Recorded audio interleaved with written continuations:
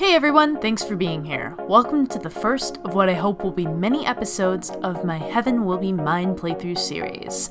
Let's get started. I'm here and I am going to be playing a game called Heaven Will Be Mine. So this is an LGBT visual novel, and it is about women piloting giant robots. You might have remembered it from my episode on 25 LGBT games for Pride Month. And queer women piloting giant robots, queer women piloting giant robots, queer women piloting giant robots. Yeah, so I've been really excited to play this game. It is my birthday, so I just wanted to kind of do a special little birthday stream video, and I've also been interested in kind of doing other Let's Plays personally on my channel. I don't know if I've mentioned this before, but I am a writer for Game Luster and a video lead there, so I do a lot of videos there, but I'm also interested in covering some kind of other games on my own channel too. So, we're gonna get started. Ooh. Oh, that was such a sudden. I kind of expected a loading. Who? Oh my god, there's so many. There's so many. Choose your fighter. Oh, I like this person. This person's cool. She's bad at loving herself, but you're so cool. Why? Oh, Memorial Foundation Ace Pilot is trying very hard not to have any. Succulents, good girls, crushing, both kinds. What? What do you mean? Like crushing on... I don't know. I don't understand. Look at how everybody's got button mashing and then bedroom style is button mashing. Okay. Yep. That... I like Luna Terra. Luna Terra sounds fun. I love how all their names are like Pluto, Luna, Saturn. That's so cool. Well, there's only 3 of them. I didn't realize. They all look wonderful. I'm gonna click to begin. Cool. Okay. From the Division of Existential Safety, Conflict-Enabled Shift Self-Architect Model. First flight, July 16th, 1969. Place of manufacture, Sea of Crises, Earth's moon. Our hope for a throne of the soul for the Memorial Foundation International Space Program and all humanity. Until no one is forgotten and all are remembered. Registering pilot. Welcome pilot, first class Luna Terra. Error. Multiple maintenance issues and critical errors detected. Notice. Launch permissions are locked until addressed. You have that feeling, you ever have that feeling where you download a program or you download something on your computer, like a game, and you just want to play it, and then this happens? It's the worst feeling ever. This is giving me anxiety already. List errors. Maintenance errors. There is a possible sensor failure. Several limb connections are not registering. No weapons are loaded. Well, maybe I just want to gently pilot my mech without needing to get into a fight. I mean, my mech has giant arms and feet, right? We can just punch and kick people. It's fine. We don't need missiles or anything or any other kind of weapons. I don't need a cool laser sword. We're fine. Critical errors. Mass alert 1, healing failure on critical area near core, possible bleed. Mass alert 2, tidal core is resonating at levels harmful to the pilot. Ready manual firmware update. Running. Upgrades detected. Syncing. Accepted manual... Wow, it sounds like there's... Can you guys hear that? It sounds like... almost like a tea kettle whistling in the background. It's so... I really like this. Visual novels, some of them do have music and sound effects, but it's really cool that this is kind of corresponding very specifically sort of to what's going on here. Accepted manual interment mechanism firmware update. Switched ammunition conceptual mode. Custom sensors loaded. Dynamic limb optimization loaded. 1981.1.7 weapon loadout drivers loaded. Details mass alert 1. I bleed 2. Recording derived from the data burned 4-dimensionally into the wound. Suffered by this unit almost 1 year ago. Wound self-generated by forced overloading tearing the core open during sustained conflict in the Mars Ares regression campaign. All critical systems have naturally healed, yet the wound continues to bleed into space. Fuel efficiency lowered, healing speed reduced, and tidal reactor speed cannot be regulated, leading to possibility of overload and increased pilot strain. It is strongly recommended that you seek the assistance of a full maintenance team. A lack of understanding of the full effects of gravitational conflict on the human gestalt means that this computer cannot provide adequate instruction on therapeutic measures. Permanently disable mass alert 1. Really ignore? Yes. Provide reason. I can handle it. I love that. This mech is going up in flames, and you're just like, I can handle it. Automatic scan alerts show that this may not be a very good reason. Would you like to provide another? No. Okay. I'm gonna skip through this. So we're disabling like a bunch of alerts. We're just saying that we're fine. Europa, letting you keep this as my gift to you, Lunaterra, your favorite and loosest leash. Prove to me you've learned not to choke on it. I'm gonna choke you if you keep bothering me. Standing orders updated, Lunaterra. If it's that urgent, it's too late. If it's not too late, it can wait. Let me enjoy the view of the rings. They're beautiful. Even though there's only so much you can watch them before even the sight of the 6 planets' rings become as boring as a blue sky. Mercuricium's sensors render them in every detail, using every sense as perfectly as she always has. You really are getting old, aren't you? Both me and you. I should probably listen to Control and throw you out and get a new one. That doesn't seem right. You're only supposed to get one body. Even if I haven't been very good to you, I could never throw you out. We're all we've got. The Mercuricium is the test type model. It was made as a proof of concept. It isn't the first vessel made to grant humans locomotion and life in space, but it is the first to allow for outward expression in all kinds of ways. It can do so many things, and they gave it devices for everything, because they hadn't estimated how powerful tidal engines would become, or what sorts of things humans would really want to do in space. Just checking the time here and everything, sorry. It's the first machine meant for conflict, but it's also the last machine that was meant for other things, too. A ceremonial tin soldier, made to impress.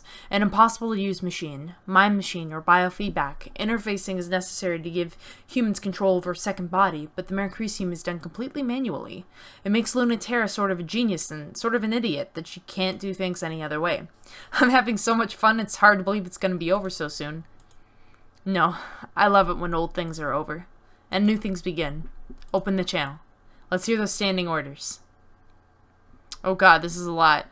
Something about the Cold War, where humanity united against its nemesis and existential threat from beyond the stars has been over for a long time.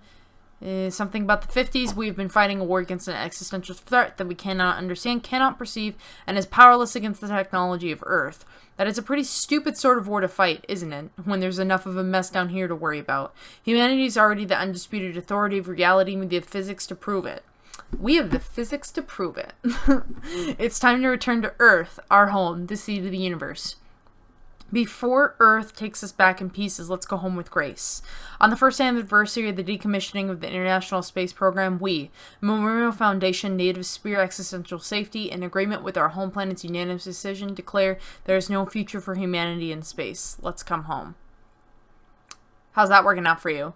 It's been 1 year since we declared dependence from Memorial Foundation and, something of Earth. The Cold War is officially over, and it feels so light without the gravity weighing us down. How can a tiny handful of colonies, terraformers, and schools hold it against the full authority of Earth? Because that shit doesn't fly past escape velocity. To power the ship selves we made to fight the Cold War, we made tidal resonators to bring the gravity necessary for humans and culture to survive in space. And that gravity is ours now. Enough to make a new world, free from the weight of the Earth. If Memorial Foundation wants to kill the future, they'll have to come down and take it from us. We're thankful for our cradle's graces, but we're not coming back. Memorial Foundation and Cradle's Graces have been having fun for a little while, for a little over a year, and nothing's breaking the stalemate. Someone is getting impatient. They have good reason to believe that the existential something posed by a divided humanity in space is much greater than any theoretically malevolent entity outside the native sphere. While the kids are fighting, Earth is getting ready to list the humans remaining in space as part of the existential threat, and when they do, they'll sound real weapons, and end this war fought with plastic toys. Their justification? We are technically less than 100% human, just not human enough to be something else. It's hard to believe they're really onto us. It's time to make a drastic move. Bring our final piece, the prototype ship self-string of pearls we made in the atmosphere of planet Cronus, which will never be Saturn, to the lunar gravity well, where Memorial Foundation and Cradle's Graces are already headed. Whoever controls that place controls human access to space. We can be sure everything will be in place there. Earth or space, we are just short of 100% human. So let's see how much less than 100% we can get. Weird. Okay, so it seems like that there are a lot of people that are fighting. So, to my understanding, there's two kind of different entities that are fighting here. One which is just like, there's no point in us being in space, let's go home. And then another, which just says, no, we should be in space, like, this is the final frontier, like, we really need to expand on it. This is kind of where we test really the boundaries of humanity. And then I think there's just, like, this other group that's just like, I guess we don't like either of them. So, Lunaterra and Pluto find each other. Instead, it's almost been a year since they saw each other, and Lunaterra has never seen Pluto like this. Are you ready to spin backwards? Retrograde and retrograde launch? Oh. What's going on? You've been pestering me with orders, so what's the sudden holdup? Central said to launch immediately. We have to get to the Celestial Mechanics Lab regardless of whether or not the prototype is already gone. There's valuable information there, but it's worthless if Cradle's Graces gets there first. Have some patience, Lunaterra. The Cradle's Graces carrier just launched a completely unknown ship self. This can't be right. A person can't pilot a ship that big. The tidal resonance should tear the pilot apart. Is this impossible, I hope? I've never seen anything like it, and no, you can't fight it, Lunaterra, so don't even think about it. Any better ideas? It must be headed for where the prototype launched, right? Where else? Because they have to know that it already escaped. Don't underestimate your opponent, Lunaterra. Scavenging the lab may be useful anyway. We should have gone there for information if nothing else.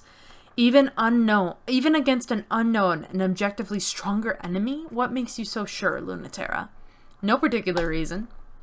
Or a single particular reason? Still don't trust me?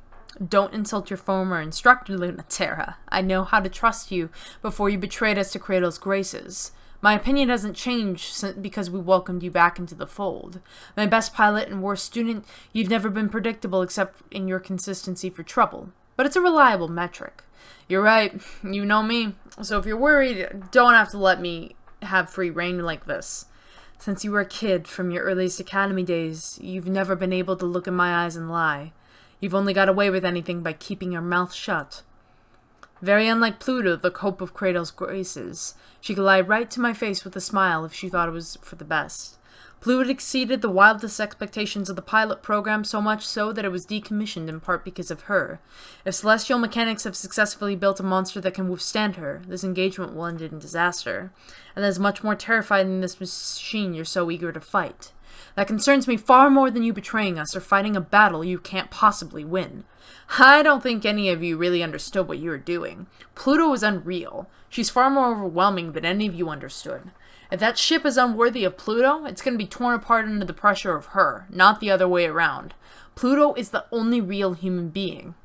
No wonder why she feels so alien when she looks at us.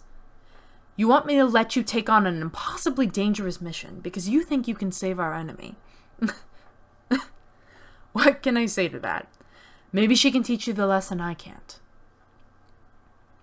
So think about water to the wet burn of your lungs, coming up for air. Like floating untethered in space, unable to move under your own power. Losing the security of gravity is like being naked in space. Gravity is necessary for human life in space. Gravity is necessary for unrestricted movement in space. Can't have one without the other. The force that binds your existence together. The force to shape foreign bodies. Pure agency. Gravity is necessary not just to live in space, but to be human in space. But being human is a little harder for Pluto, so she has to work for it. The tidal forces of her space-faring body, the Krun Makula, are as strong as she believes and as weak as she feels. Lunaterra needs to make sure all the calculations are in order and her ship operates manually. She's just been at it long enough that it feels like a second skin. The jolt of nostalgia interrupts Lunaterra's mental math. She forgets to carry the one. It interrupts Pluto's focus, and she has a moment where she's not invincible. Close enough to touch the surface of the moon lab, Lunaterra is seen and known by Pluto, and they are suddenly falling down the well of too late and nothing you can do. I knew it! Gravitational interference. It's important to get a grip, knowing that there's nothing that you can do, something Pluto considers freeing, and Lunaterra considers exciting. Feeling doomed is clear permission to do whatever. As soon as MECHS is through the cloud cover, she fires solid light into the remains of the Celestial Mechanics lab and chases it through the wound. The lab was recently damaged by the illegal launch of a hijacked ship, but that damage is barely noticeable compared to the massive hole left by a much, much larger ship crashing through. Lunaterra acts fast under pressure. If there's no point in hiding, there's no point in stopping.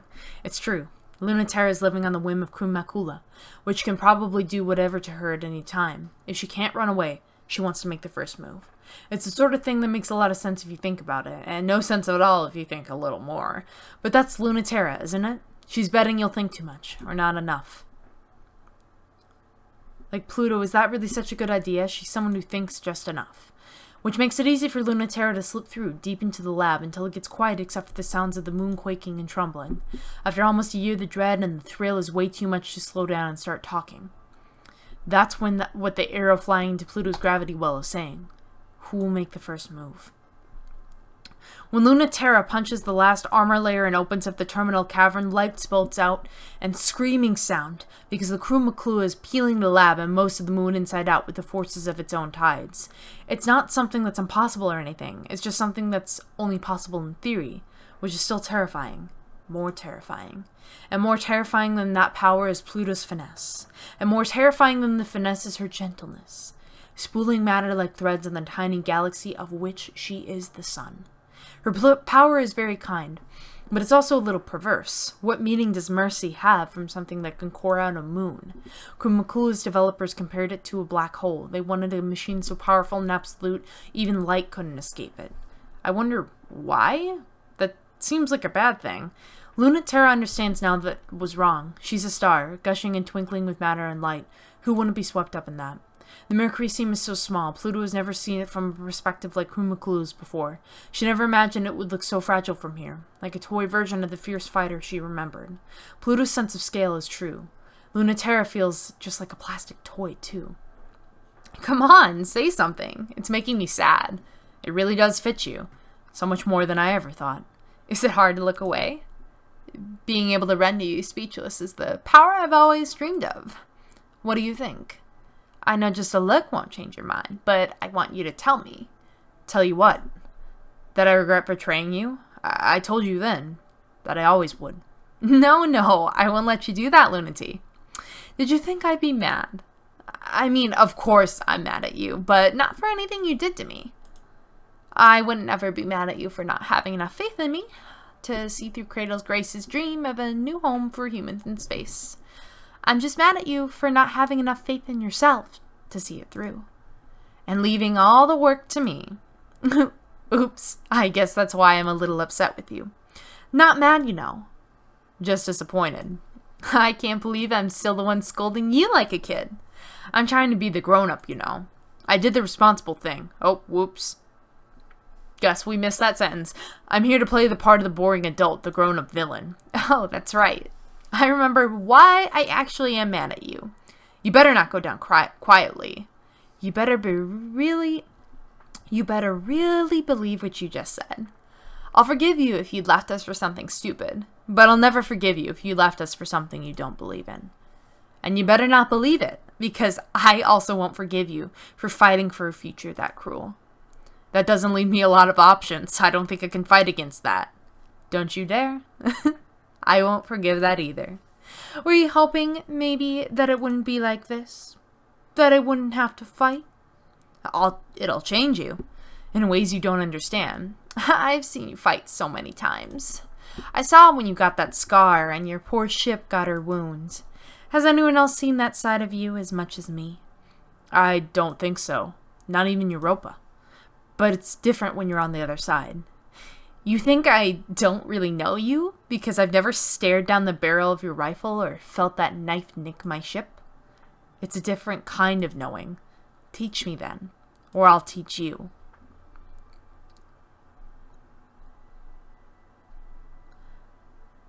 Oh no, so I get... do I let her beat me up, or am I mean to her? I'm mean to her. What's it gonna be, Lunati? Oh, right. You never want to make the first move. Then I can go. Pluto sweeps up the swirling, tumbling matter in the hollowed-out moon. Making the second move has always worked for Lunaterra. She's never been good at setting the pace, only outsmarting it, so it's the only move to make. Even still, maybe there aren't any winning moves. Lunaterra has to be ready for that possibility. The Krumakula is a very impossible sort of machine. Almost as impossible as Pluto.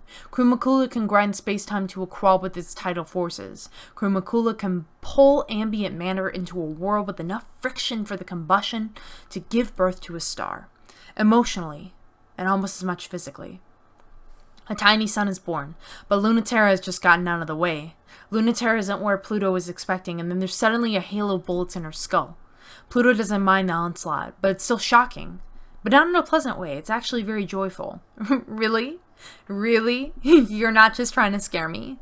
For real, not a joke, we're finally gonna have a fight about it. Is this body so mean that you finally aren't gonna be weird about fighting it? Lunaterra thinks Pluto could use a lesson on how terrifying actual combat can be, but is there anyone terrifying enough to teach it to her? Are you trying to hide from me?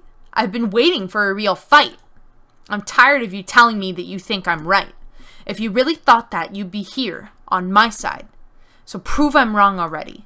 Or admit defeat. Bullets through her arm and chest and pretty much everywhere, but that is not a problem. Tear the bullets even if they're light, redirect them with gravity, pull them into a cosmic whirl. They will never even reach her. They will always be approaching, never meeting. They will be on an infinite whirl. And that whirl will become a star, washing the Mercuricium in heat and light and radiation. That's more like it. Not fast enough, Pluto. And then she runs Pluto through. It's not enough, but it hurts. It's serious. The brittle spear is of a cold and rational metal that repels cosmic concepts. Thank God. I was beginning to worry you didn't care about anything anymore. So here. The star supernovas. Krumakula holds the star, and Krumakula is the star. Lunaterra almost doesn't get out of it. Her engines overheat, the electromagnetic current shorts her sensors, and her chassis is fried. But she can move more than Pluto can, at least for long enough to get away. But I'm still ahead of you. Now I know why everyone hates you so much. You're no fun to fight with at all. Are you kidding? Like you fight fair. Now I know that you really like. Now that I know what you really like, I'm not going to accept anything less. I don't want to do that again. Well, too bad. Whose fault is that? Yeah, I know. Okay, well, that was day one. I'm sure I made a terrible decision, but I am willing to kind of see this game through to the end. So thank you so much for joining. If you want to see more episodes of this game of Heaven Will Be Mine, please just leave a like on the video or leave a comment down below. Like I said, I'm just trying out other Let's Plays and things like that for my channel. So I really appreciate your support, and thank you so much for watching. Bye!